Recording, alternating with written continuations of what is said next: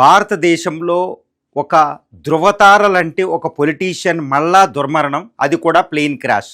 భారతదేశంలో మరో plane crash.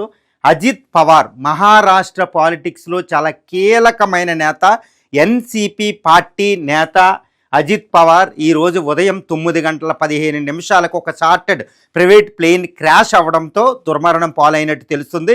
ఈయనతో పాటు ఈయన సెక్యూరిటీ సిబ్బంది, ఇంకొక 2 సెక్యూరిటీ సిబ్బంది, ఈ చార్టెడ్ ఫ్లైట్లో ఉన్న 2 పైలట్లు, మొత్తం ఈయనతో పాటు ఇంకొక 4, మొత్తం 5 బారామతి సిటీకి సమీపంలో దుర్మరణం పాలయ్యారు. ఈయన ఈ ఉదయం జిల్లా పరిషత్ ఎలక్షన్స్ జరగబోతున్నాయి మహారాష్ట్రలో.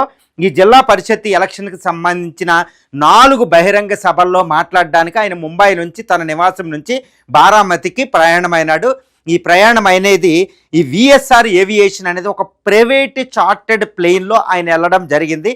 ఇది తెల్లవారులు అక్కడ మంచు ఇవి ఉండడం వల్ల సరిగ్గా కుదరక నైట్ అప్పటికప్పుడు ఎమర్జెన్సీ ల్యాండింగ్కి పైలట్లు ప్రయత్నించారని తెలుస్తుంది. ఈ ప్రయత్నం విఫలమయ్యి బారామతికి సమీపంలో ఈ ఫ్లైట్ క్రాష్ అవ్వడం జరిగింది. ఈ ఫ్లైట్ క్రాష్లో వెంటనే అది పడగానే అక్కడ విపరీతమైన పొగ, భయంకరమైన మంటలు చెలరేగినట్టు తెలుస్తుంది. అక్కడ ప్రత్యక్షంగా విజువల్స్ని బట్టి మనకు తెలుస్తుంది అనమాట.